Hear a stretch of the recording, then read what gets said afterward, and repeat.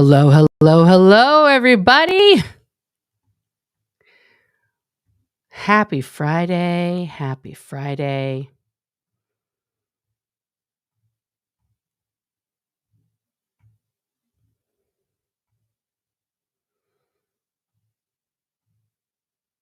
There we go. Just have to make sure all my sound is correct because we're going to be watching some video today, guys.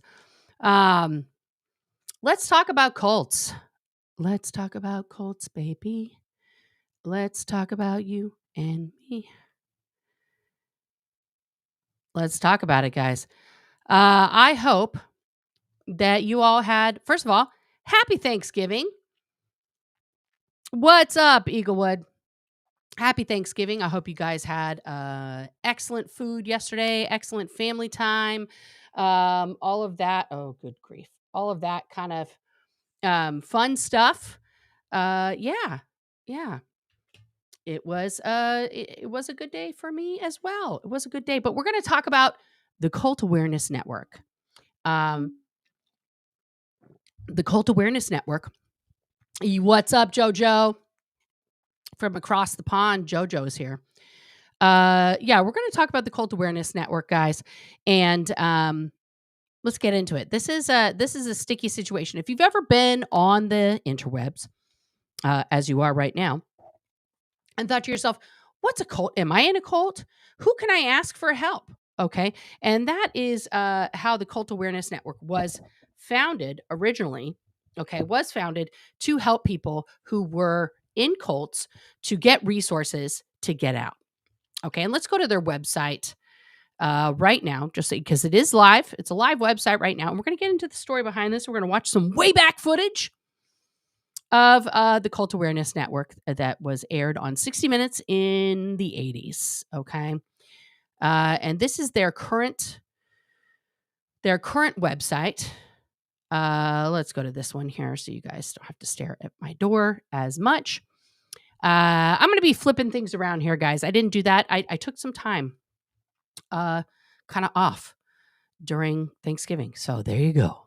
There you go. So this is the Cult Awareness Network. It says the new Cult Awareness Network is a mediatory organization existing to bring people together and keep families and society strong, as well as to offer educational workshops on religious and non-religious organizations. Okay. The new Cult Awareness Network, let's go down here to their services, is a mediatory organization gathering useful knowledge and the best sources. I'm trying to make it, there you go. The best sources for help and information to freely distribute to the general public and the media. We are a neutral source of support. A neutral source of support. Okay, keep that in mind. This is their description on their website, not my words, their words. Okay, you know what I'm going to do, because I don't want to look at my, there we go. I don't want to look at my door. There we go. Compassion and insight, standing between conflicting parties. In this respect, we're similar to professional mediators. Similar, but not the same. In the legal and social spheres. While there are an abundance of self-proclaimed experts on religious groups, organizations, as well as individuals with various agendas, which they promote at any cost, our only agenda is to help bring people together and keep families and societies strong, regardless of religious differences, through any legal, ethical means available to us. Okay, that's their stated purpose. Let's now go to this fantastic 60 Minutes segment from the 80s. Here we go. Let me pull, we're going to share that one. I need to get this in full view here for you guys. That's not that. We'll just go here because I don't want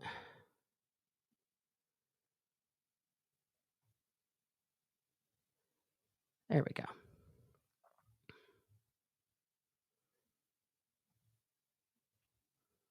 Okay. There we go. You guys can still hear me. So here we go. Here we go. Oh, I got to put on my disclaimer. Under Section 107 of the Copyright Act of 1976, allowance is made for fair use for purposes such as criticism, comment, news reporting, teaching, scholarship, and research. Fair use is a use permitted by copyright statutes that might otherwise be infringing. Nonprofit, educational, or personal use tips the balance in favor of fair use. Okay, there we go. Disclaimer read. Here we go. This is, of course, 60 minutes. There was a time, if you were worried about your son or daughter being in a cult, you could get help from a small nonprofit organization called the Cult Awareness Network, or CAN. For 20 years, the nation's best-known resource for information and advice about groups it considered dangerous. Okay, so what Leslie's telling us here, okay, is that this used to be, I got to clean up that stuff, obviously, guys, but this used to be the resource that you could go to if your loved one was in a suspected cult. Okay, does this work now? There we go. Okay, here we go. Among them was Scientology, a church not known for turning the other cheek. No. But church officials say Scientology is just another tax-exempt religion that helps millions of people. So people could go to the Cult Awareness Network to find out truth about Scientology, to be like, oh no, my loved one's in a cult. Worldwide, including actors John Travolta and Tom Cruise. And while Scientology did attack its enemies in the past, church officials say they don't do that anymore.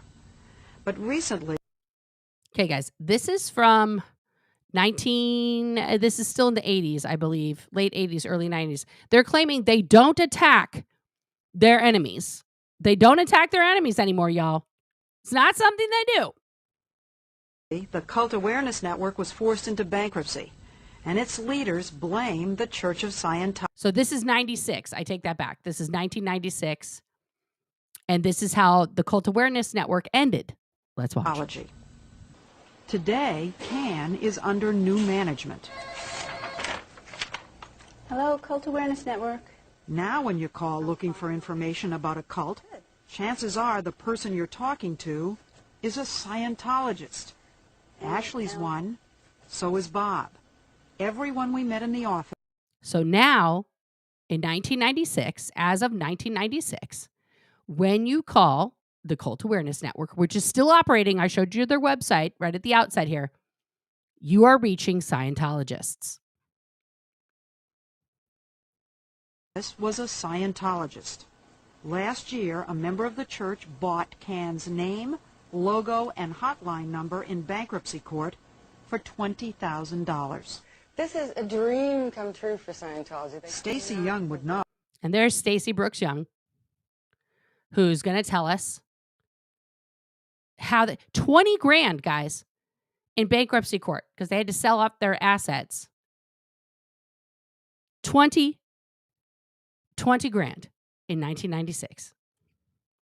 Oh, she was a member of the church for 15 years. Y'all, I used to have an ID that looked exactly like that, but with just a different number right there.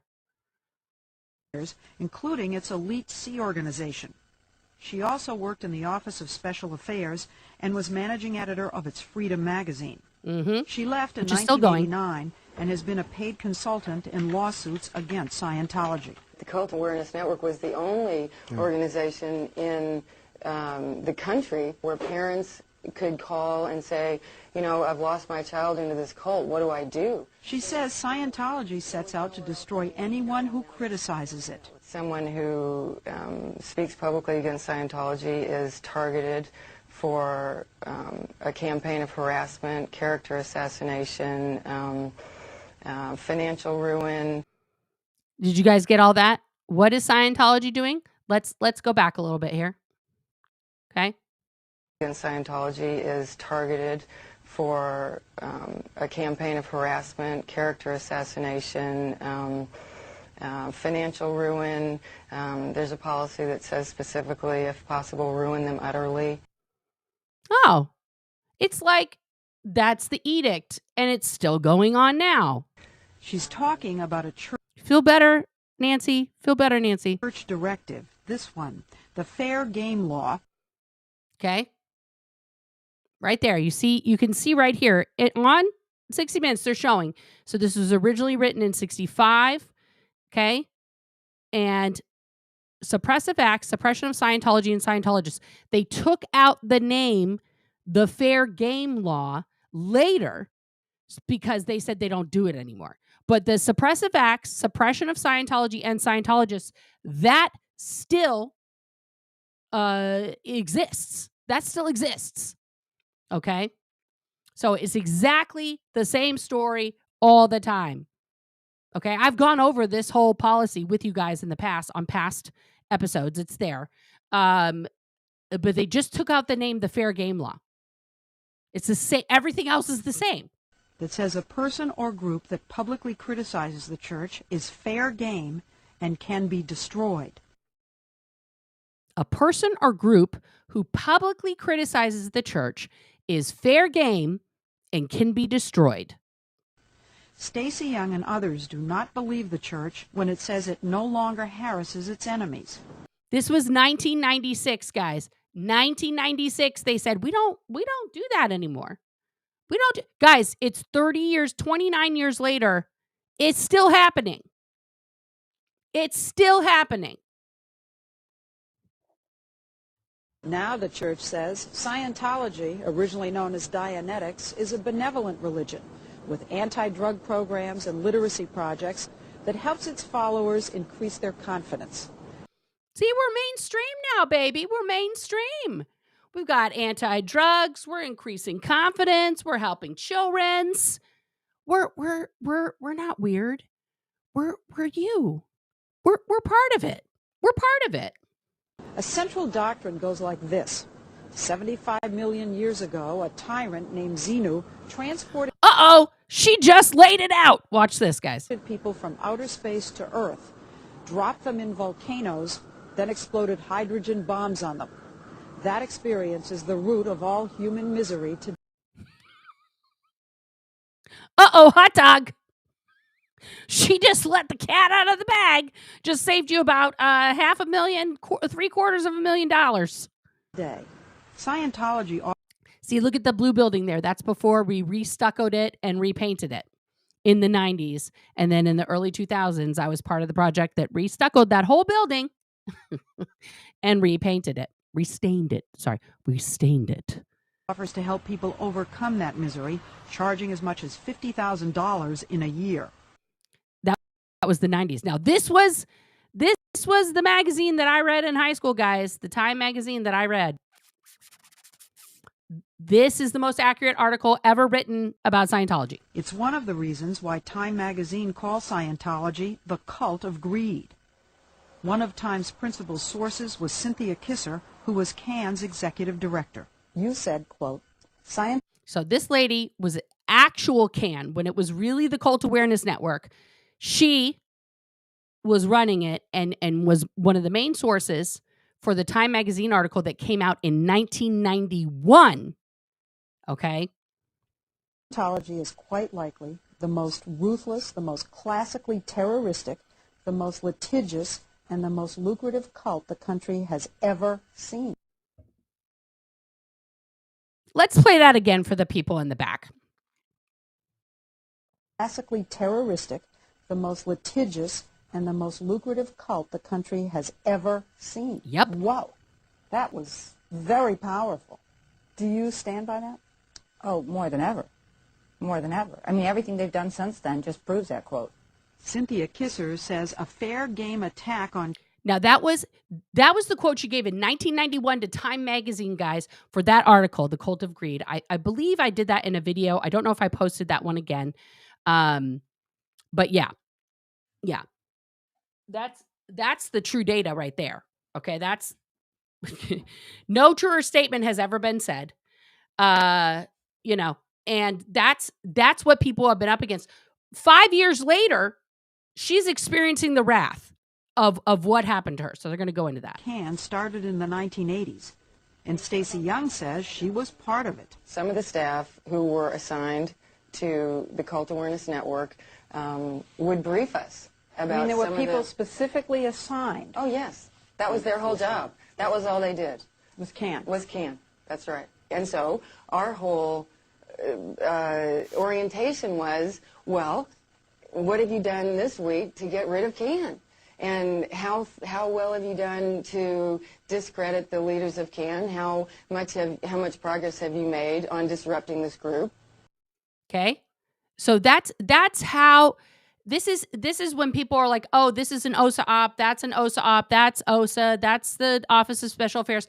She's breaking it down. You have the weekly meetings. What have you done today to take down so and so? What have you done today to discredit so and so, or what group, right? So this is how they operate. It is a long game. It is a long game. This is not an immediate, nuclear bomb solution. This is an erosion until mission accomplished, because they don't stop. They are like the Walking Dead. They keep going no matter what. To do it, she says the church used picketers at Can's conventions and waged smear campaigns. Attorney Kendrick Moxon does most of the... Guys, look at baby Moxon. Look at baby Moxon. Look at that. Grammy, let me just answer your question here. This bullshit channel is here to tell you about the crimes of Scientology. And right now we're reviewing what's happening in the now time, which is actually what was happening in 1996. So if you want to find out about Scientology and the truth about this cult, please stay tuned. Thank you for coming in. Thank you for boosting the algorithm. Church's legal work, and he's a devout Scientologist. We are told, Mr. Moxon, that a small army of private investigators was hired by your law firm to go out and dig up dirt on members of CAN, Cynthia Kisser specifically, and anything else they could find. Is that true? No, it's not true. Now, a lot of Look at him just lie like that, guys. Oh, no, that's not true. That's not true. I'm Kendrick Moxon. Lawyers hire private eyes to dig up dirt on people. I mean, now we're even hearing... I don't know. Look at the disgust face. I don't know. I know, I've heard that people do that, and I know that the media does that, but I don't know that a lot of lawyers do that. I don't do that. See, an instant attack on the media, even though he's doing a media interview for one of the largest media shows in the world, 60 Minutes. He's like, oh, the media does that. Like, Scientologists always take whatever accusation you put on them. I'm rubber, you're glue. Whatever you say to me bounces off me and sticks to you, right? That's Scientology's philosophy, 100%. He acknowledges using private detectives, but not for the purpose of digging up dirt. But former private eye Michael Shomers says Moxon's law firm hired him to do just that. Find the sleaze, to find the hidden alcoholism, to find the hidden drug abuse, if that was the case. Mm-hmm. The sex life. The sex lives. Bad debts. Correct. He says he got his marching orders during a meeting right in the Scientology church in Washington, D.C. So that is what's known as the founding church. That's their old building before they moved later. But look at the documents, guys.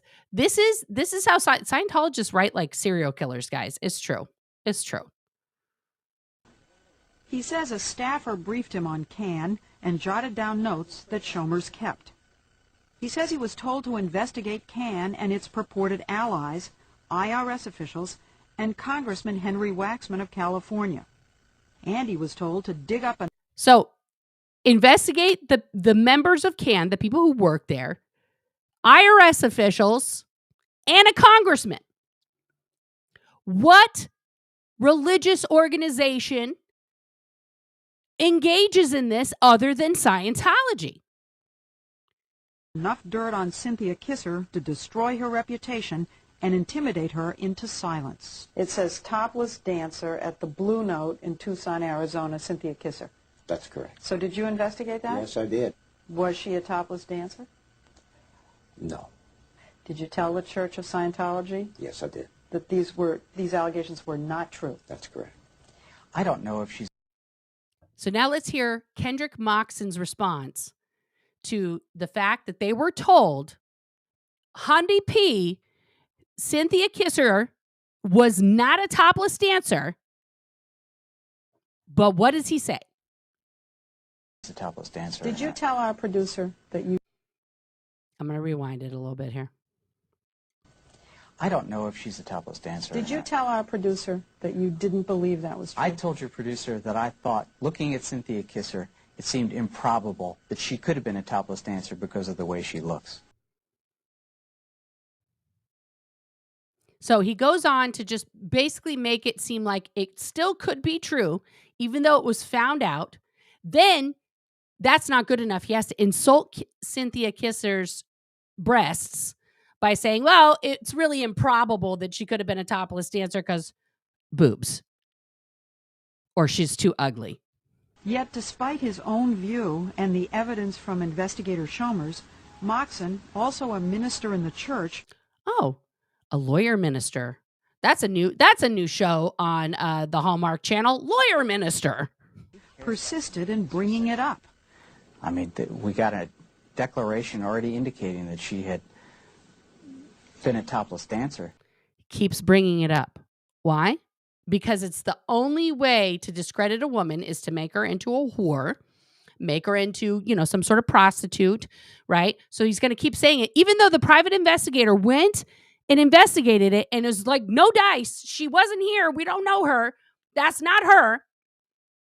Going to keep talking about it. I can't believe you're continuing to talk about her being a topless dancer. Why? That was one of the allegations. But you even said you don't even think she was one. It's character assassination. I don't...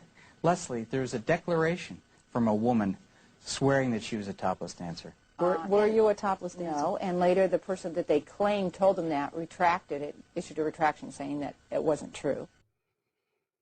Yet he keeps bringing it up because the old adage is true. You repeat a lie often enough. Kenny Moxon, Lawyer Minister, this fall on NBC, part of the Law and Order series. Lawyer Minister. Boom, boom.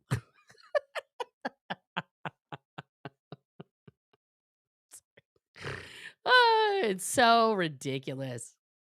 Kisser says Scientology also used its publications to label Can a criminal outfit and then contacted police and members of Congress with specific charges. Oh, here's Heber.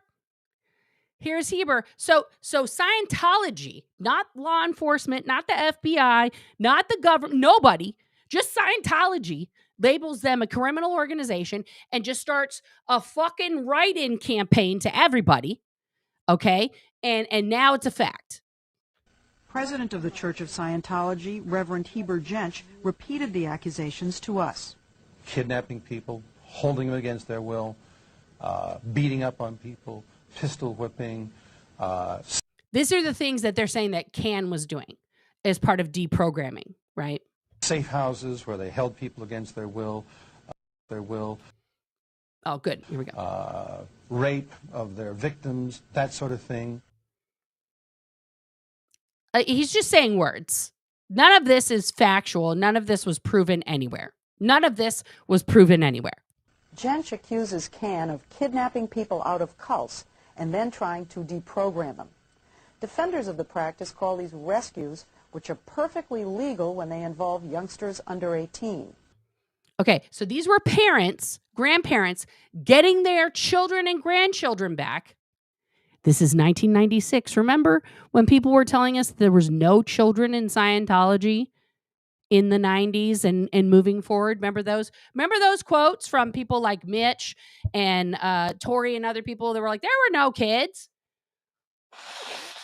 And then, of course, they retracted it later because they knew they were wrong.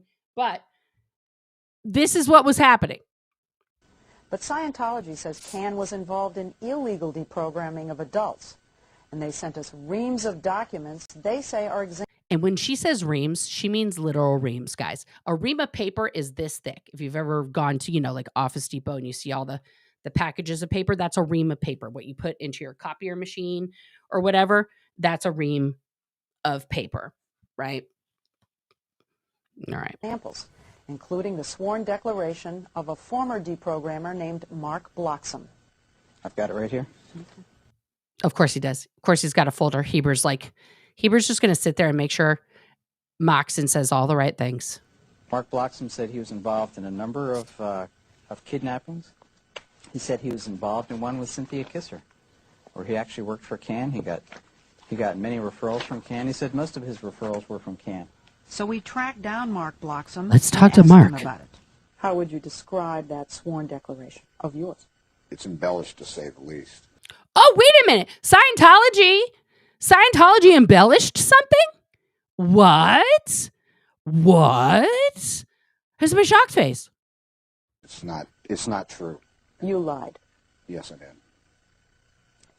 Why did you lie? I saw it as a means to maybe support my habit. He says he was a Oh, I'm sorry. Support your habit. What habit is that, sir? drug addict when he signed that declaration 5 years ago after he was approached by one of Moxon's private detectives.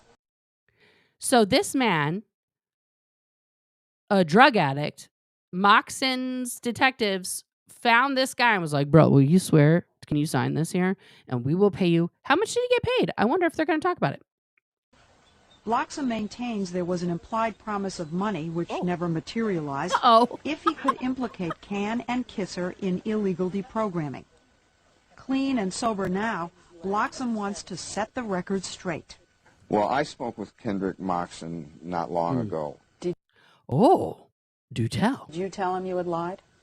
Yes, and it irritates me that they persist in using this statement as a propaganda tool to support their position about Cult Awareness Network. But the church accuses Can of coercing Bloxham's change of testimony. For its part, Can says that while it did permit deprogrammers to attend its conventions, it was never involved in illegal deprogramming, and in fact, Can was never charged with a crime.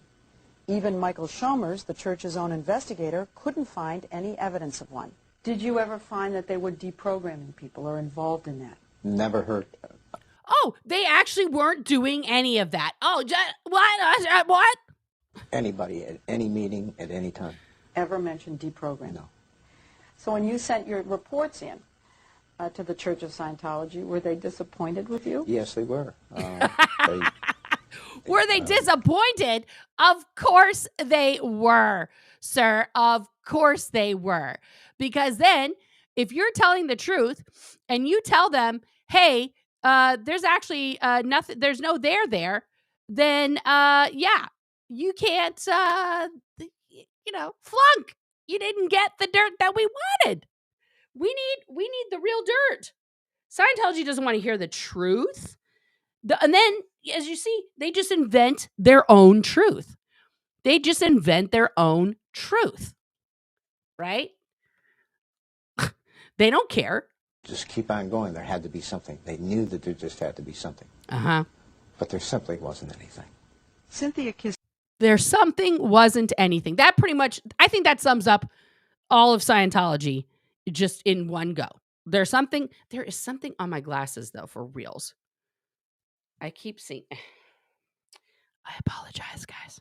I apologize. All right. Yeah. There's something wasn't anything. That should just be the theme of Scientology. Says the church's final assault on Can began when hundreds of Scientologists from around the country wrote virtually identical letters asking to become members of Can.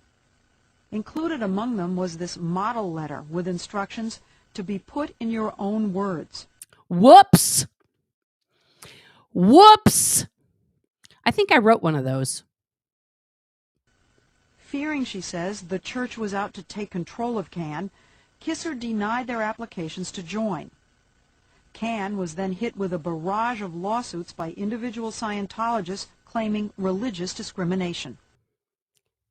Look at that, guys. It only took that. So Scientology commanded its members to put in an application to become a member of CAN. When CAN was like, no, we see what you're doing here. Okay.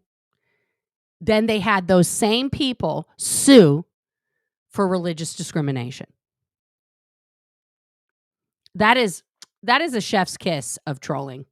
That is a chef's kiss of trolling. This is why Scientology is known as one of the most litigious organizations on planet Earth. So when people are like, I don't know if I want to speak out about Scientology, this is a prime example of why. This is a prime example of why. I got hit with 12 suits in one week. 12 suits in 1 week, guys. 12 lawsuits 1 week. Open the door, a process server would give me a suit. They were suing us all over the country, sometimes simultaneously. In all, CAN was hit with more than 50 lawsuits. Even though most of the suits were eventually dropped or won by CAN, she says the cost of defending them, nearly $2 million, drove CAN to the brink of bankruptcy. So if you can't get your congresspeople or the IRS to take these people out, you take them out the only way you can. You fuck them financially. Okay? Because Scientology's got bajillion dollars. They have their own lawyer minister. Their own minister lawyer, Kendrick Moxon, who gets paid $47 a week. They don't have to pay $2 million to fight lawsuits. They have minister lawyers. Would you concede, Reverend Jensch, that at least part of the motivation for the lawsuits was to get CAN, was to silence them? I would say that the individuals who were involved definitely wanted to do something about CAN. What are you going to do when they're trying to destroy you? Look, if you're a Jew, if you're a Jew, no. Oh. You're a Jew, Leslie. You're a Jew, Leslie. Jew is going to cry about the fact that the Nazi Party is gone.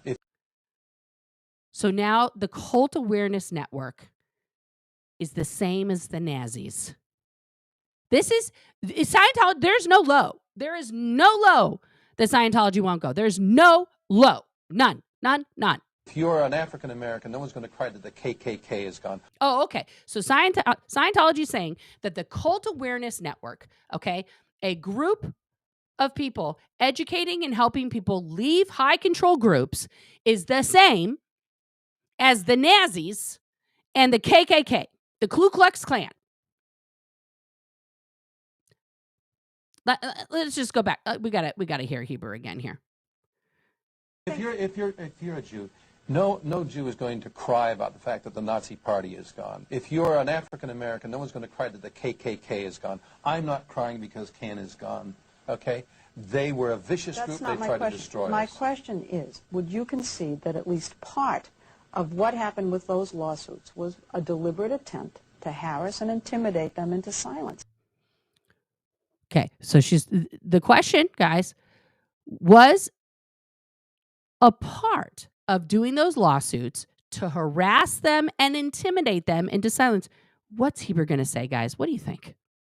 No, absolutely not. Well, did you see the eye roll? Did you see the eye roll? Wow. Wow. You're not going to make us believe that there were these 30 or 50 lawsuits. It's all sprang up, just serendipitously. They didn't spring up serendipitously. A number of Scientologists came to our firm and said, I'm being discriminated against by CAN. Came to our firm, located at the Sea Org middle management headquarters on Hollywood Boulevard. Actually, they have a separate office, but he's a Sea Org member, guys. He's a minister lawyer. We had these complaints Well, wait, in the who computer. was telling them to try to join? Yeah. Nope. Oh, who was telling them to try to join CAN in the first place? Yeah. I don't know. It was a kind of a grassroots movement. I don't know. Who would do? Heber? I didn't do that. Who did that? That's crazy. That's crazy. Who was telling them to join? Yeah, Leslie, good question. You're not going to get an answer. Of Scientologists that wanted to go to CAN and dialogue with them. 50 people all across the country suddenly all decided in unison, we need to sue CAN. I don't think so. This is not That's what I'm saying. That's what I'm saying. You tell it, Stacy. The way it works. Stacy Young says she sat in on staff meetings where the litigation campaign against Can was discussed. Once they put Can in their sights with regard to litigation, it was only a matter of time before they were going to find a case that they could use to put them out of business. That case came in the person of Jason Scott, an 18-year-old member not of Scientology, but of a fringe Pentecostal church in Bellevue, Washington. Okay. Yeah, that's true, Schatz. The congressman that they were attacking, Waxman, wasn't left alone for less of time in office. Ted Lieu is now in his seat. Yep. Very true. Very true. One of Can's volunteers referred Jason's mother to a deprogrammer who kidnapped Jason. Can was never charged in the case, and the deprogrammer who was acquitted. Jason says a lawyer in Moxon's firm then recommended that he file a civil suit. Okay, so this guy, not a Scientologist, okay? Not a Scientologist, got sucked up into some weird-ass, Pentecostal talking snakes, all that shit, talking in tongues shit. And the parents or somebody in the family called Can. Can recommended a deprogrammer. They don't have deprogrammers. They referred the family to a deprogrammer who then went and got this guy. And then somehow Moxon and company, through their investigators, find out, aha, this was a guy who was deprogrammed. We want his story. So let's find out what Moxon and them told this young man. He's like, this thing is worth millions. Let's get him. Oh, I'm sorry. The fact that you got deprogrammed is worth millions. Let's get him. Did they specifically say that you should sue Can? Mm-hmm. Oh, yes. That was the kicker, is Can. We got to get Can involved. We got it. Not the Pentecostal craziness organization that was mind-fucking this young man, that was actually the cause of the reason why his family had to get him back. Let's sue the Cult Awareness Network that saved him. So Jason sued. Kendrick Moxon was his lawyer. Oh, wait, what? I'm sorry. Kendrick Moxon was this young man's lawyer against Can, not on behalf of Scientology, but just to take them down. And despite Can's insistence that it had nothing to do with illegal deprogramming, the jury disagreed. So did the judge. And the $1.8 million Can was ordered to pay Jason forced it into bankruptcy. And that's how they got him. Hello, Cult Awareness Network. And that's why when you visit Can's new headquarters in Hollywood, you can find out about all the good things the church is doing. Since Stacy Young began speaking out, she believes the church has waged a fair game attack against her, including what she calls attempts to sabotage her business, a small nonprofit animal sanctuary in Seattle. Like, she's not even doing anything, guys. She's trying to help animals. She's trying to help animals. It's right there on the screen, Donna. Cult Awareness Network. That's what we're talking about today. The church denies it. We, on the other hand, deny the church's accusation that we have a conflict of interest in this story because producer Richard Bonin has an aunt who's a lawyer involved in litigation against the church. Oh, ayo! Though that's true, our producer's Aunt Lita had nothing to do with our story. Okay, so that's the 60 Minutes. We went over their website, okay? But right here, guys, join us at our next workshop, June 7th, okay? 2025. They haven't even had one since then. They had one in June, 10 a.m. at 3500 West Olive Avenue, Suite 300 in Burbank. This is that place on the maps, okay? It's here. And I was like, well, this is a huge building. So I was like, who is in this building? Okay, so these are the tenants. There's 199 tenants in that property. So I was like, let's look through the list. What is this? Exec Tech of Southern California. Are they in Suite 300? Are they?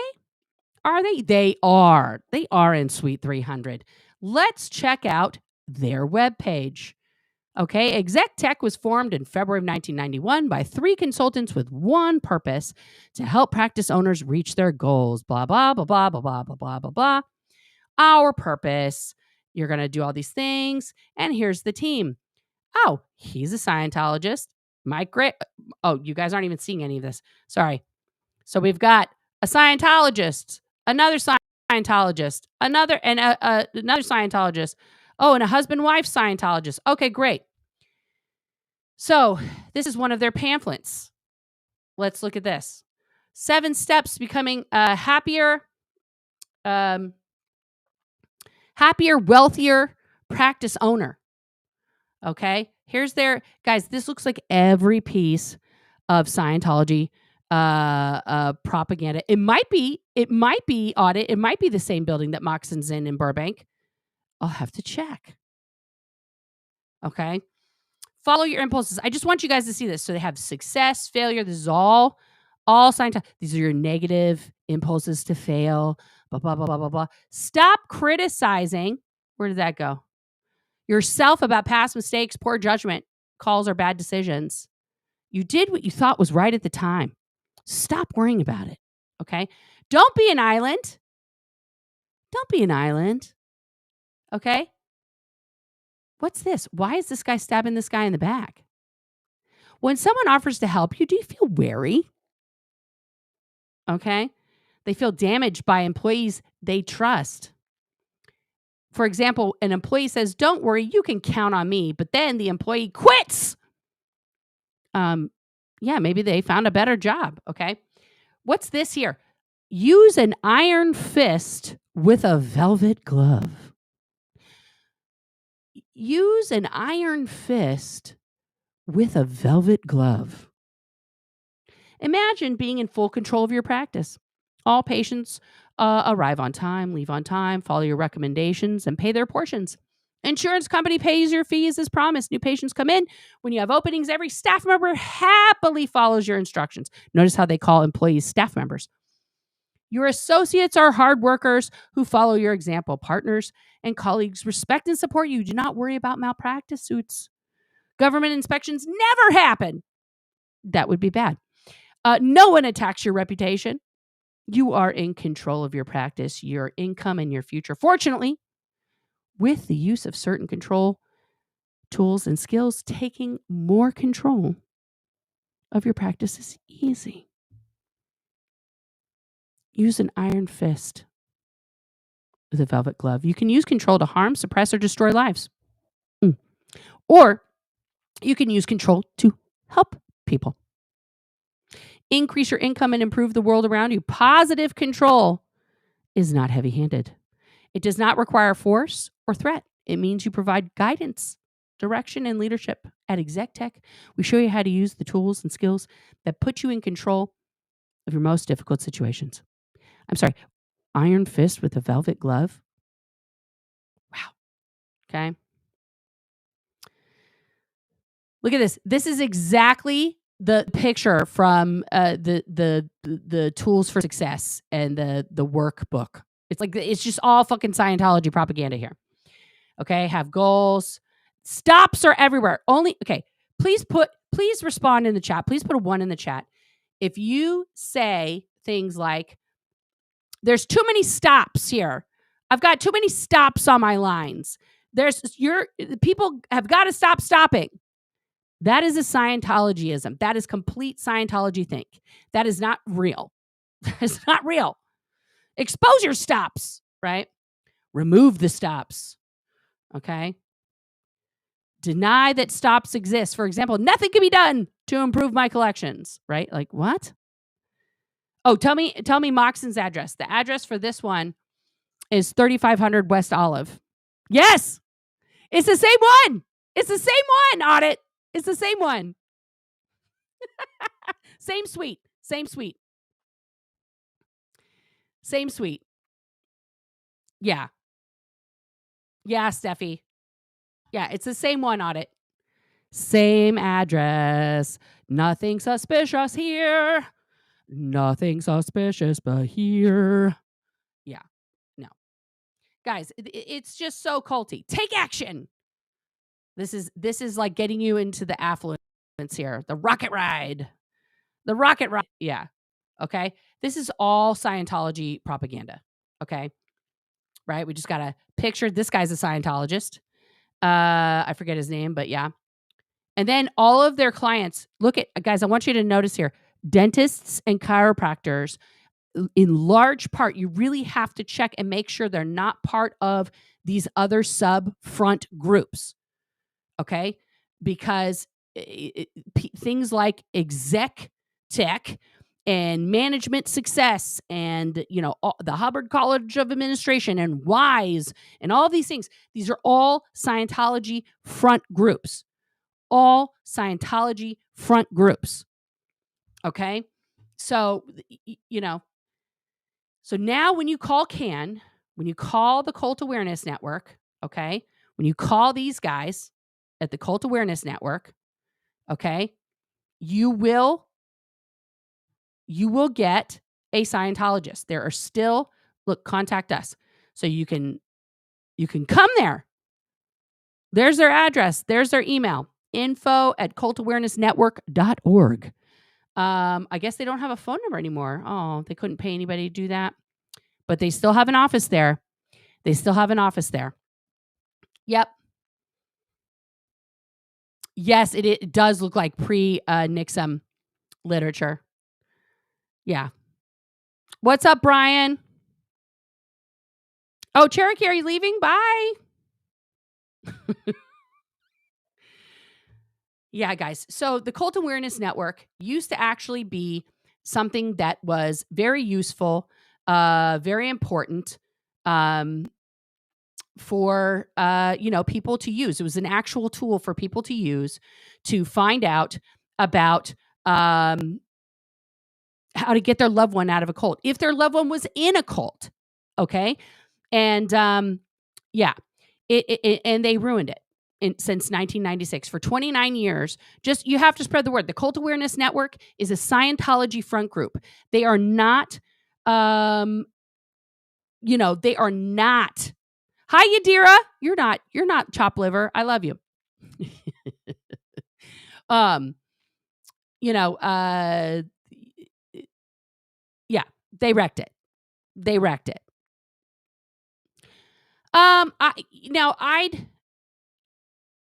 I would say no, right? Because there's, we could do, most of the world is in a cult. I agree. I agree. There are very, most religions are a cult, right? The difference between the traditional religions, Muslim, Christian, and Jewish, right? If we take those three as just the top three, the dominant religions of planet Earth. At their core, okay, at the core of those three religions, right, is the lore that there was a benevolent, non-human figure who knows all, sees all, creates all, that created all of us and, in everything we have around us, right? And they judge us based on how we act and what we do, right? And then the difference between the three is like, what day is the holy day? As some, one religion wants you to not work on Saturday. The other one wants you to not work on Sunday. One religion says you can't eat the swine. The other one says you can't eat the fish. The other one says don't have the caffeine, right? And that comes down to local cultural things and other things that were happening in those areas, right? But those are basically, they're all the same, right? You have the benevolent creator. You live the life according to the creator's edicts, and then you are rewarded in your next, the level up after you lose this body. You leave, the earth, and you go to an after, spiritual, aftercare program, right? Scientology believes in no higher power. There is no benevolent creator in Scientology. There is no afterlife. There is only forever life. And the only goal of Scientology that's stated is to free mankind of the same, and Leslie goes over that at the beginning, this incident that happened to all of Earth, where Xenu came in and threw everybody in the volcanoes, and then the volcanoes barfed everybody out, and all those people are stuck to everybody. We're all just kind of like stuck on each other forever, kind of a thing. So the only goal of Scientology is to free mankind of that. There is no higher power. Xenu wasn't a higher power. He was an intergalactic overlord. You know, and that kind of thing. Your church doesn't tell you that you have little jizz beings all over your body. Yeah. Yeah. No, and that's why I say the three major religions. There are other religions, guys. I know I'm leaving off a lot of things, but the three major religions all have that in common. If you go back to the very just purest form of them, they are about love each other, take care of each other, and a higher creator made all of us, right? Okay, and that's the essence. In Scientology, there is everything's a mystery, and you can find out about it for only this amount of money today, right? So that's the other thing that separates them, is that Scientology singularly has perfected the multi-level marketing scam aspect, turned that into a religion while completely brainwashing people at the same time, right? Xenu was framed, right? So that's that's what I would say is the difference. Steffi says, it's very sad that we all fell for the eternal freedom bull of Lafayette. Can you imagine just being free forever and never being able to enjoy a Slurpee or a damn taco? I know. That sounds boring. That sounds boring. Right? Oh, thank you, Power. That's so nice. We're all electric. We all float down here. I'm sorry. No. I know. It is a historical fact that at one point in time, pigs, they wallow in shit. That's why it's good to have them on a farm, because they aerate the soil and they stomp their poop into the ground, right? They kind of, they're part of the ecosystem, right? But let's face it, it's like people, one time, it's like you go to that restaurant and you get like served the bad shrimp one time, and then everyone's like, shrimp is evil, right? So that's, that's probably what happened. Is like one farmer had some really diseased, fucked up fucking pigs and probably killed a bunch of people with his nasty ass bacon. And then people were like, no more fucking pigs, and that's it. That makes sense at the time, right? You got to like get rid of the shit that's hurting people. So it becomes a religious edict. There you go. Right. And this is where all religions turn culty, right? This is where all religions turn culty, because if you don't, it's not then just about loving each other and being kind and helping each other, right? Then you have to like, well, if you wear blue and black together now, you're part of Satan, and you can't do that, right? Just like weird stuff that happens, right? So this example with Scientology taking over the Cult Awareness Network, okay, is a prime example of how Scientology works strategically with a scalpel to cut out the things that they find to be most destructive. How does that apply to everything that's going on right now? Okay, so we see Scientology is involved in two cases here on both coasts of the country. We have Scott Hochstetter, who's facing several charges that have been bumped up to hate crimes because the things that he did were on Church of Scientology property, and they are still recognized as a religion by the federal government. And then we have Aaron Smith Levin in Florida, and the actions that he did against two individual Scientologists who have come forward to press charges with the local law enforcement, and the state's attorney then decided to put those charges into the system and go formally through the courts to have him feel the full weight of the law. Now, is Scientology behind those lawsuits? No. is Scientology trying to encourage the prosecutors in both those cases to be as extreme in their punishments and to give an overwhelming fucking tidal wave of evidence? Probably, this is allegedly, this is in my mind, I don't have proof of this, to both of those prosecutors so that they can use anything that happens in either of those cases to prop up their victimhood for the public. Abso-fucking-lutely. Okay? But I'm going to say this again. These are not civil lawsuits brought by Church of Scientology members or the Church of Scientology against those two individuals. Everybody has to understand this. These are criminal lawsuits, okay? Which means crimes, whether we believe they're actual crimes or like big deal crimes or baby crimes or nothing burger crimes, doesn't matter. They fall under the statutes and the laws of the local areas. Law enforcement said, yes, that's a crime. They wrote a report, and the district attorneys / state attorneys said, yes, this is an actionable crime. I'm going to put a case forward. Okay. We have to understand the mechanics of the law here, not our opinion of the law or what we think should happen or not should happen. Okay. Now, let's say hypothetical scenario. Let's say both these cases get just tossed or like nothing really happens. Let's say Scott takes his plea deal and he gets his ankle monitor off and he leaves. Do you think Scientology is going to leave it at that?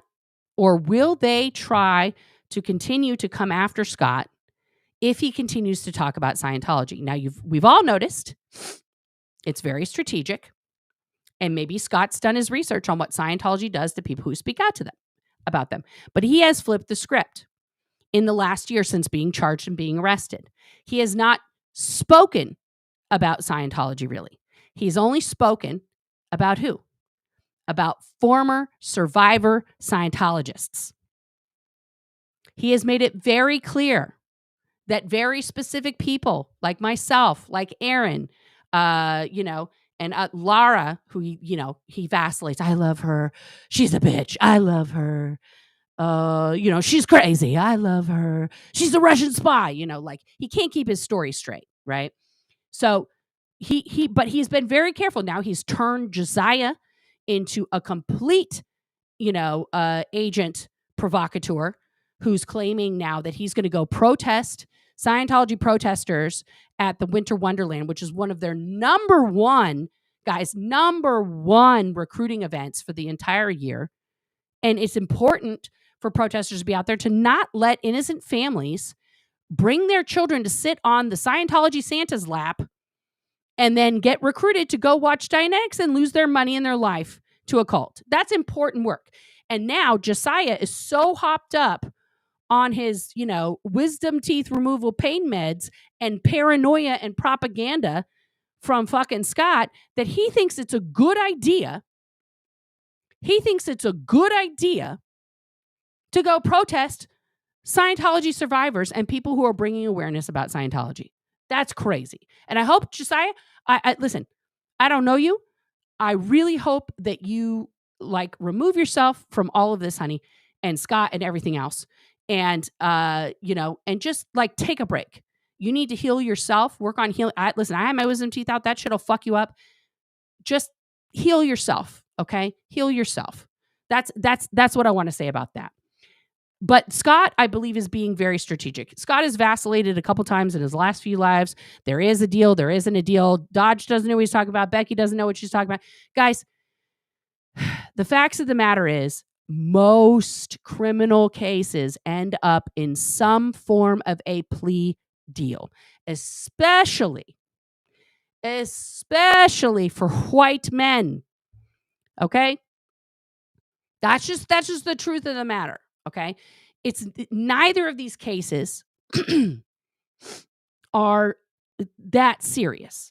And by that, I mean, it doesn't involve murder. Now, the one count that Scott may not get a plea deal on, or maybe I'm thinking is the La Poubelle, Motley Crue thing, because that guy brought charges and he's not a Scientologist, right? Now, Scott did present some very interesting information on his page about the calls that were coming in the night of the incident were from James Richardson. He blocked out James's name. I'm not going to block out James's name because I've said his name many times.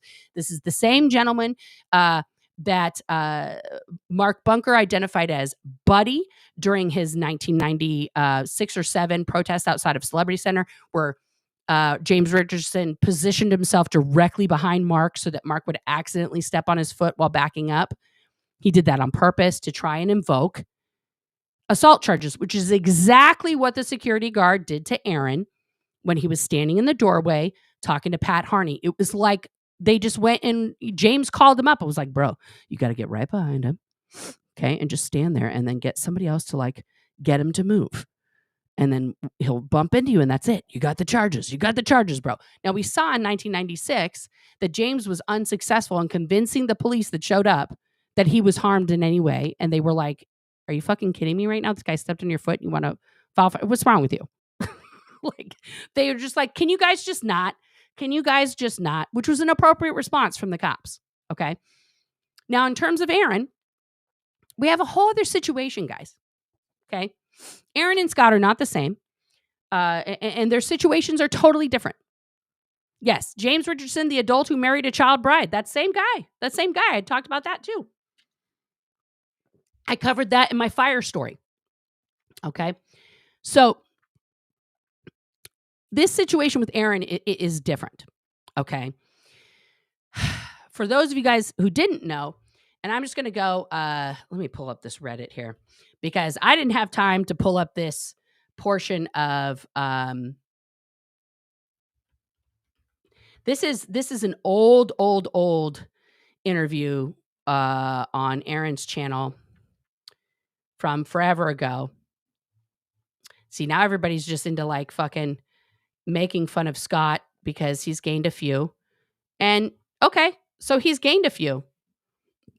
Now, Scott shouldn't be fat shaming anybody. Which apparently that's why he and she stopped being friends, but now they're friends again because he was fat shaming Audit. He has no business doing that. Also, pull your pants up. Like, guys, I say this to anybody I see on the street. No, I don't want to do that.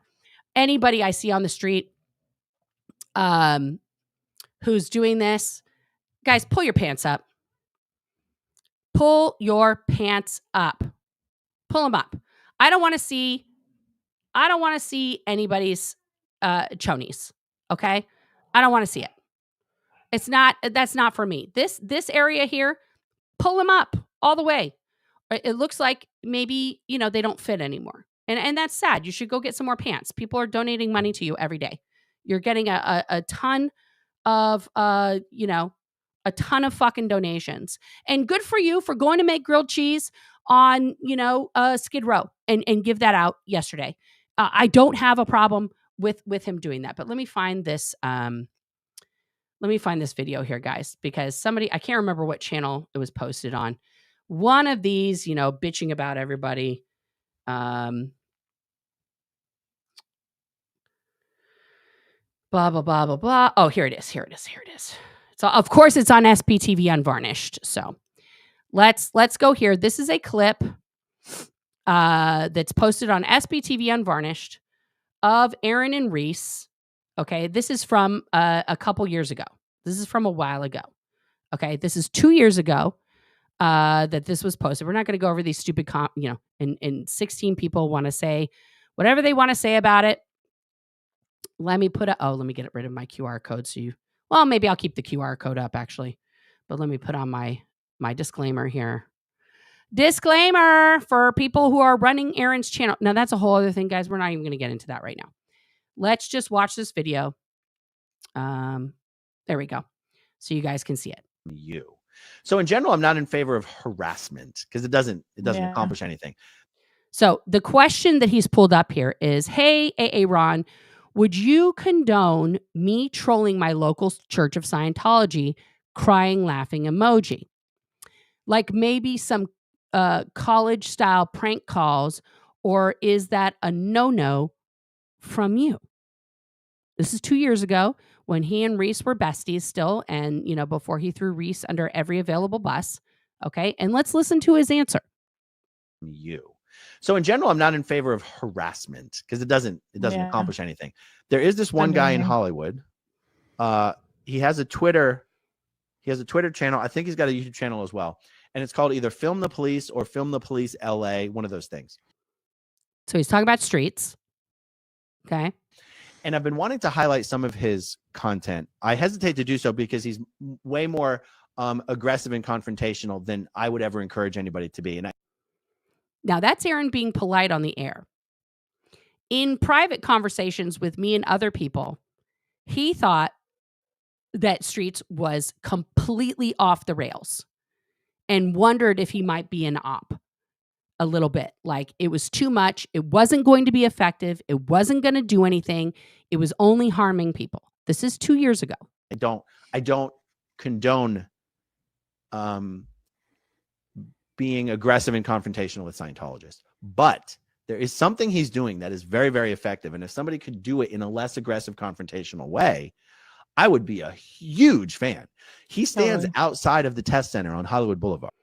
Right. So he would be a huge fan if it were less confrontational and less aggressive. Please keep that in mind. I miss this version of Aaron, honestly. There's a deranged stalker, who's decided that he's going to do even more content about me. So hi, Thomas, who thinks that I feel like I'm in a relationship with Aaron. No, we've never had a sexual attraction to each other in any way, shape, or form. Even when I was hiding in the closet behind, boyfriends and husband. No, never. I've never felt any affection for him other than that of like my little brother. So, gross. No, thank you. And now I have no feeling. I just is neutral. He's just a human being who I used to know. It's like the Gaudier song. Now you're just somebody I used to know. There you go. All right. And this is because Scientology did something else to piss this guy off a few months ago. They brought up his dead son and they try to fuck with him. He stands outside the test center where there's like 3 Sea Org members. When they used to let them outside to hand out the pamphlets. Full time handing out personality test flyers and film flyers and trying to get people to come into the building. And he just stands there full time with a camera being like, following them around. Because they're on a public sidewalk. You can do whatever you want, like as long as you're not committing a crime. And he's like, don't go in there. It's a cult. It's a cult. They're trying to get your money. Don't go in there. Careful. It's a cult. It's a cult. Don't take that. Don't take that. It's a cult. It's a cult. It's a cult. And it's so effective. Yes, it is. Yes, it is. It's so effective. I wish I would have done that at that fair I was at with the Dianetics tent. So that's exactly what I'm talking about. Like if people knew that if you see a table with Dianetics books and e-meters set up, or you see people outside of a Scientology organization just handing out stuff, and if you want to stand there next to the person on the sidewalk, politely, calmly, not insulting them, not yelling at them, and just everyone who comes by be like, just be careful. This is a cult. I'm sorry. Isn't that what people have been doing? Isn't that what Audit and Amy and Rika and fucking T and Miriam and Haggis and Irish and all of the people have been doing and were doing, that went up to the books and went up to the things? This is 2 years ago. Destroy families. And this is really Scientology, and it's a cult. You don't want to go in there. I would completely support that. And in fact, I wish more people would do that, because the only people who do it and post it to the internet seem to be people that are being very aggressive and kind of angry. And I don't like to promote or condone that behavior. Okay.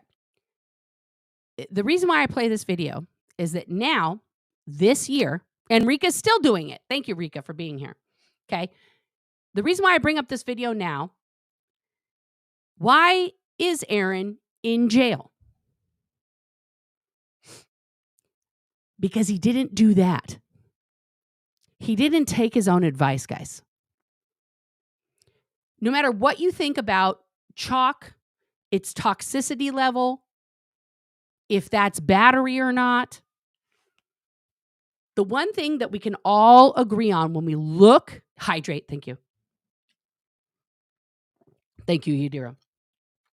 The one thing we can all agree on when we watch that footage of Aaron running towards a Sea Org member and not once, but twice, poof, poof, that is aggressive. Okay? When the cop watched the footage, his first quote was, "This doesn't look really good for you." Okay? It's and then he didn't stop. He got arrested. He got out on bail. He didn't stop that type of thing. Now, if Scientology is going to do what they did to the CAN network to Aaron, okay, they are going to find more Sea Org members, more public Scientologists who Aaron has gotten very close to in his protests over the past 2 years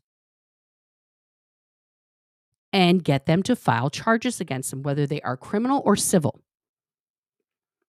Because this is how you stop somebody that you can't put in jail forever, or you can't like take their YouTube channel down, because they've reported Aaron thousands of times. They can't take his channel down. It's too big.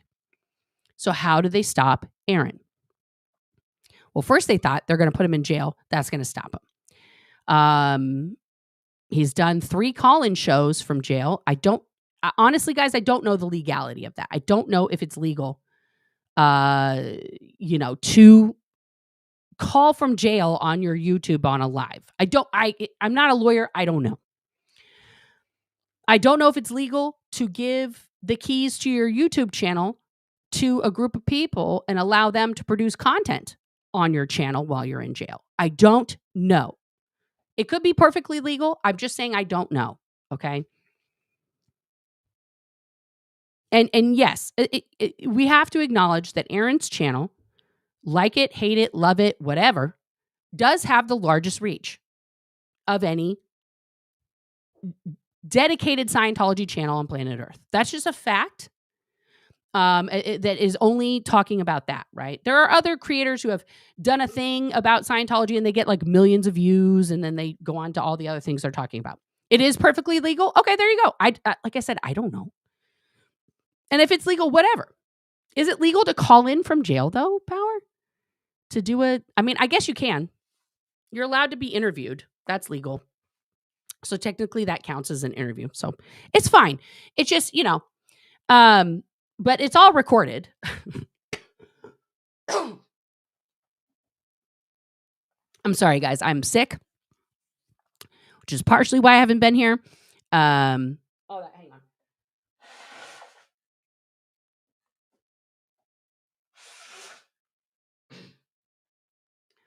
on. But I got antibiotics, so I started feeling a little bit better, so I came back. Sorry. I'll have some more water. There we go. So Aaron didn't take his advice from 2 years ago. Okay. And we've all witnessed it over time. The difference in his tonality, the difference in his approach to talking to people in a public space. And this is why I say actions have consequences. Actions have consequences. That's a rule of the universe, right? Actions have consequences. Aaron not. Let's be real though. For a misdemeanor, not a felony, a first-degree misdemeanor, for a defendant with no priors, it does seem overly harsh, honestly, for him to be remanded to jail at this time. Like, I don't know why he couldn't have gotten like an ankle monitor or house arrest or something. This seems like, okay. Like, and guys, I showed you the picture of the judge. I said in no uncertain terms, this lady is she's the find out portion of fuck around and find out. Like, it's, let's look at her again. This lady is not somebody who was going to let something like this go. Look at her. Like, literally, guys, this is the final boss. Right? This lady's the final boss. She's not going to let anybody do anything. Oh, hi, Toby. Did you want to come be on camera? Hi, bud. Hi, buddy. My dogs are like, where's mom? Oh, you're all wet. Is it raining? Come here, Charlie. Hi, babies. Did you guys go outside? Yeah. It's a little dreary here today in Oregon. Yeah. So this lady, she's, she seems Kathleen Hessinger. She doesn't seem like somebody who is interested in all this other stuff. Last thing I want to say about all this, guys, is that the idea, and this is just my advice, and Aaron's not going to take it. He doesn't give a fuck what I say. And none of the people who are speaking for him right now care what I say, but I'm going to say it anyway. Part of the problem and part of the reason why the judge's reaction, okay, to, when she asked, what's your beef with Scientology, right? And Aaron's response was, well, I was trafficked by them as a child. And then she had a very visceral reaction to that. You were trafficked, right? So now everyone's like, oh, she's paid by Scientology. She's been compromised. She's been safe pointed. No. It wasn't an answer to her question. Okay. You're not going to be able to tell a judge your whole story in that moment. Okay. It was an inappropriate answer. It's not an answer to the question. And this idea that any of us as survivors, okay,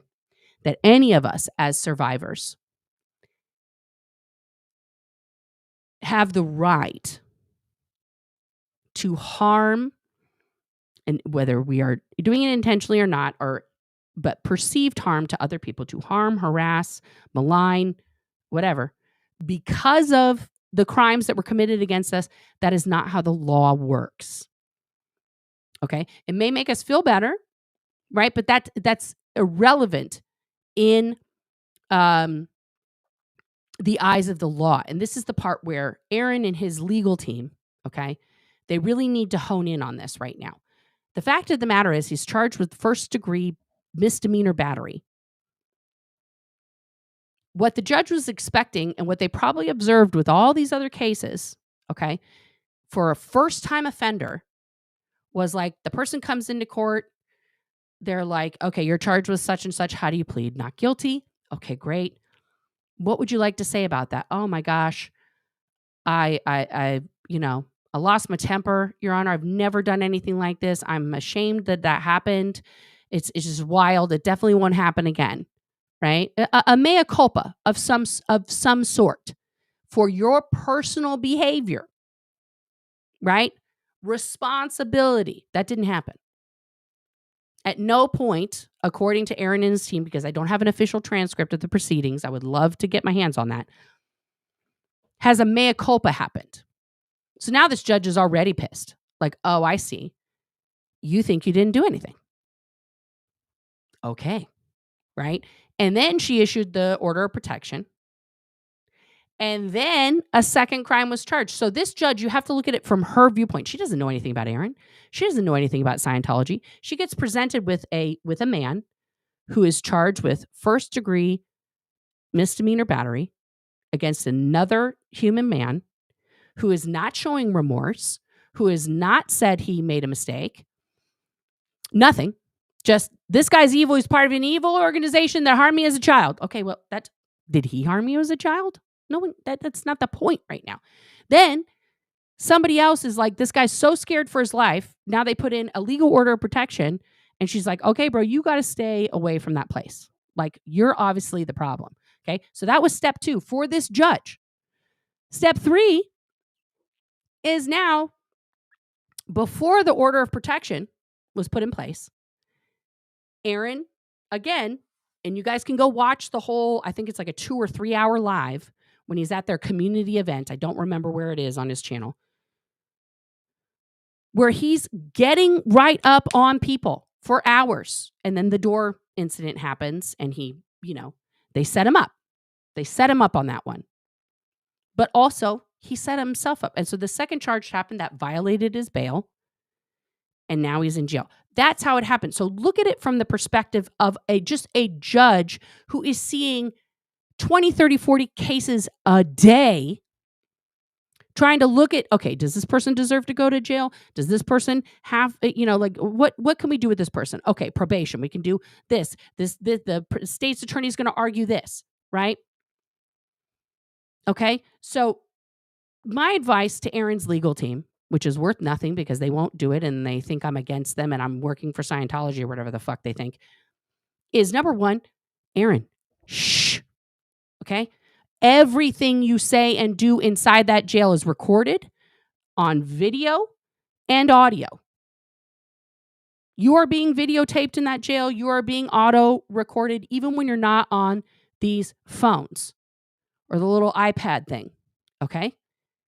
Everything you do in that jail can and will be used against you in a court of law.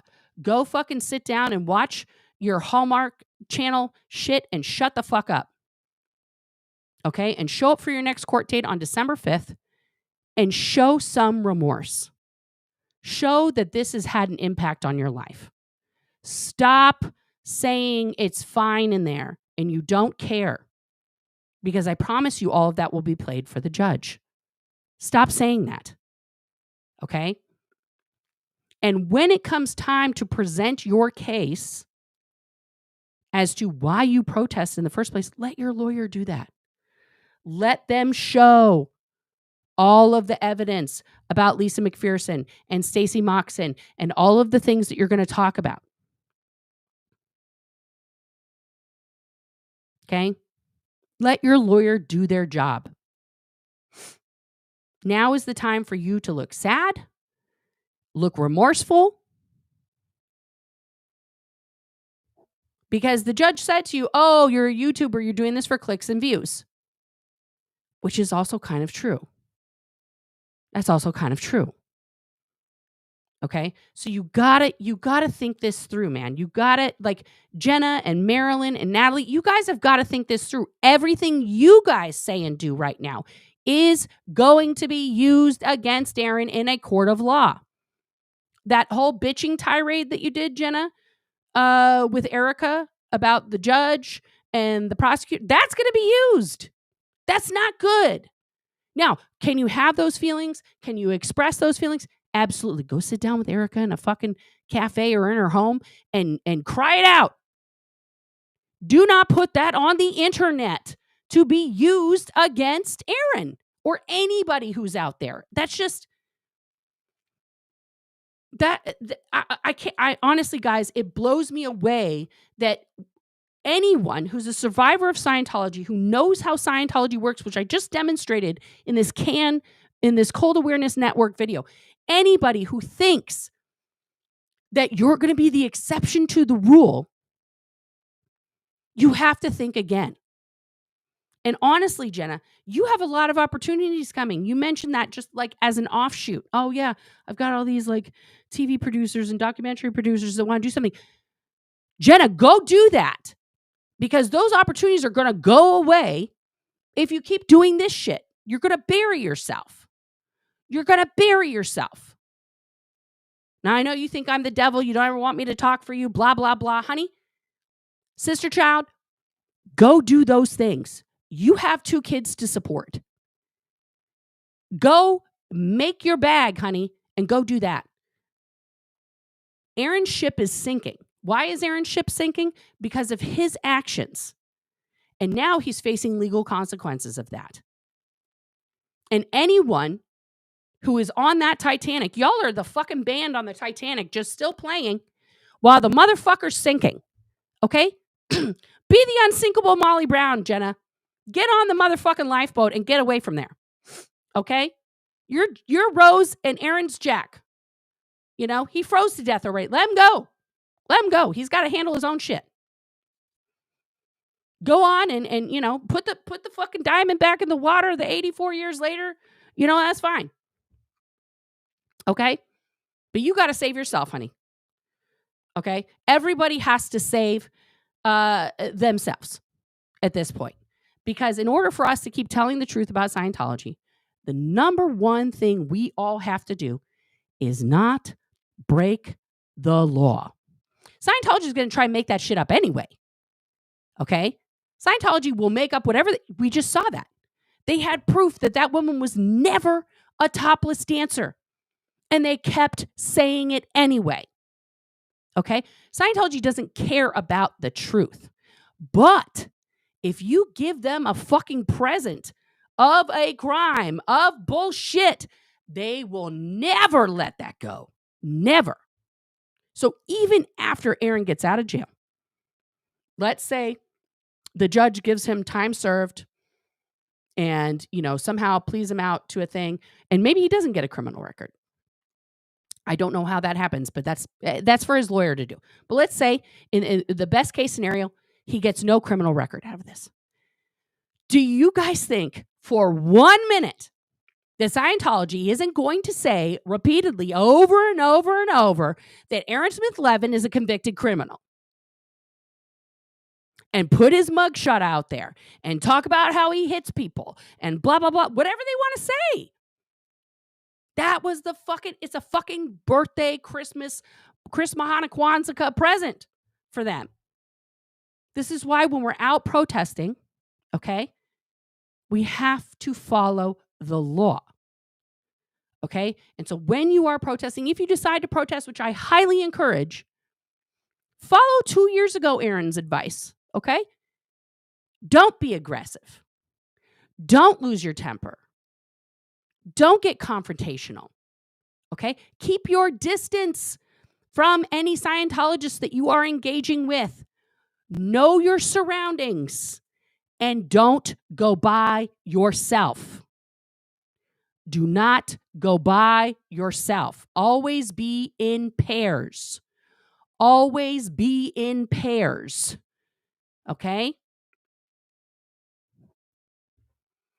All right? We have got to do this right. It is vital that we bring the truth, okay? That we bring the truth about Scientology to the world, about their front groups like the Cult Awareness Network, okay? And that we do it legally because they're going to use this against anyone, okay? Because now, oh, thank you, Sharon, for this super chat. That is so sweet. You're speaking facts. Thank you, North. Thank you so much for that, Sharon. I appreciate you.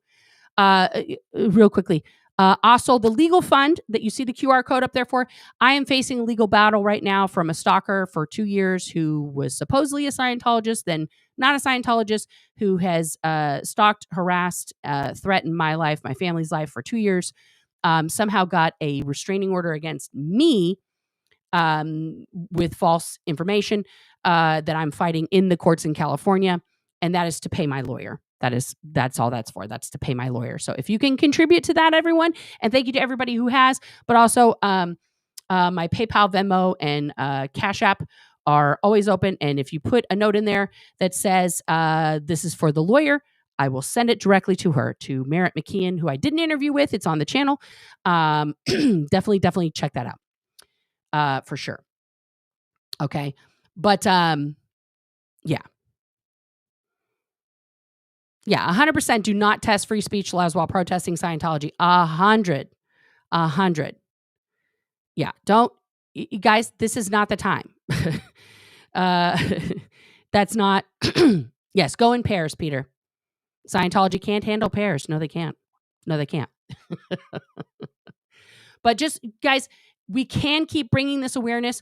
Audit LA, Laura, Amy M, all the people who have been calling in to the Los Angeles City Council, Scientology up north, Rika. I'm going to leave so many people out. Irish, Haggis,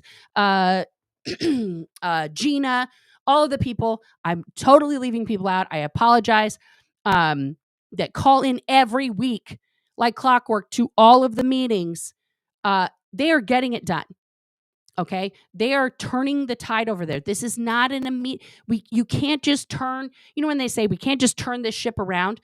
If you understand that expression, an enormous ship takes miles to change its course, right? And that takes time. You cannot just flip a bitch with a ship in the middle of the ocean, okay?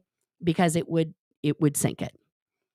Right? So changing, course correcting takes time in miles, okay, in order for it to happen. Okay, Rika. Rika goes out and protests here in Portland all the time. All the time. Well, no. Again, follow your laws. Follow your laws. If you do not, like California is not an open carry state, so you can't walk around carrying a gun. Oregon is an open carry state. If if that's what you feel like doing, then you can. But I would highly recommend not. That's just yeah. Oh, Jojo. Yes, Jojo calls in. One of my lady mods. She's a lady mod. Yes. We have minister lawyers and lady mods. But if you can call in, please do that. Audit posts the agenda. Amy was posting the agenda. I know she's taking a break right now. Good for her. Everybody needs a break every once in a while, guys. I took a break to do a lot of family stuff this last week. I am very grateful that I did that. I also got some antibiotics for myself, and I'm starting to feel a lot better. Yeah, I'm I'm an advocate for the Second Amendment. I believe in all the amendments, actually, of the Constitution, believe it or not. But I would just say do that with caution, because Scientology does have armed guards, and they have armories inside of their building. So I would encourage people to involve themselves in far more peaceful protesting. Yeah. But where it's legal to do that, you may follow the laws. Follow the laws. That's all I'm saying. And check your local ordinances, check your state laws, all of the things. Follow the laws. Okay. Yeah. Thank you guys for tuning into this. I really appreciate it. I appreciate it so much for all you guys to be here. This channel, as you know, is the Crimes of Scientology. This is the dedicated. We're going to be talking about only Scientology on this channel, guys. On my other channel, on Nora Knows, we're going to be doing all kinds of other stuff. Okay, but we will not be talking about Scientology. That is going to be reserved for right here. And thank you to all the new subscribers who have come in the past couple weeks. I appreciate that so much. And you guys may have seen I did a huge jump. We'll just bring up my TikTok here real quick. My kids have heard this so many times because I was editing it. I don't want to hear that anymore, Mom. I did a TikTok a few days ago that something strange happened when I uploaded all my stuff here. And this is what happened. Look at all these chandeliers, right? Look at this one. Look at that one. Look at this one. Look at that one. Look, are you kidding me? If you had one of these in your house, you could look like a millionaire, like the King of England, like the King of France or something. Imagine walking in your house and seeing this one or that one or... Look at all these chandeliers. It's one of my favorite SNL sketches of all time. But the good news is, guys, that that is all fixed now, and I'll show you guys a little peek behind the little peek. So if we go here, this is the channel, and you guys can see here. Well, not that one. This one, Nora. That now it's all green. This is the live portion, and these are all the videos. Only 2 remained yellow. This one right here, the Narconon one, it was originally yellow. Too much death. And the one I did about Grant Cardone, this one right here, still yellow. And that's fine. Everything else went green. I appealed all of it. That just, guys, again, that just takes time. That's just fucking time wasted and, other shit when people mass report a channel because people are like, oh, maybe it was YouTube because you uploaded so many things at once. Except when I uploaded all of them, you go through checks on each of them. And I got notifications from YouTube that all of those videos had passed all the checks. And then all of a sudden, they were all yellow. It was all yellow. So yeah. And now they're not. But there you go. Scientology will do everything in their power, guys, to shut anybody down that speaks out about them. Okay. And for those of you who think I make $1 million, once I got all those to go green and people started watching them, and please watch them if you want. For the first time since changing that channel from the Oh No America to this channel, to Crimes of Scientology, I will get next month like $130. Guys, I'm a millionaire. Woo! Okay. So yeah. I did change. You don't have any choice for this one. Yeah. So there you go. Yeah, guys, the other ways to support my channel, I have, merch. You guys can go buy the merch. There's merch stores. Do whatever, or, PayPal, Venmo, Cash App, or just simply watch the content and leave a comment and make sure you like it. That's the biggest way that you can support me. I love that. And it really helps. I'm going to be doing probably another live later today after I eat some lunch, with the other channel. And I'm going to be launching a brand new, TikTok exclusive, we're going to branch out into some skits, guys. I'm going to go over it on the Nora Knows channel. And I'll be debuting the first skit, content, whatever, show, on TikTok, on my TikTok, the Nora Knows TikTok. So please, if you're not on TikTok, get a TikTok, sure. Or, if you're on TikTok, give me a follow at Nora Knows. And yeah. Thank you, guys. Thank you to the members here. I couldn't do this without you guys, honestly. Yes, please do send me boxes of money. I mean, like, cash is still king, okay? And I have a P.O. box. Send it to me. It's all good. It's all good. Yes. There will be comedy, guys. There will be comedy. Yeah. Thank you to my lady mods. Thank you to all the subscribers. I love you. I love you so much. And I will see you all on the flippity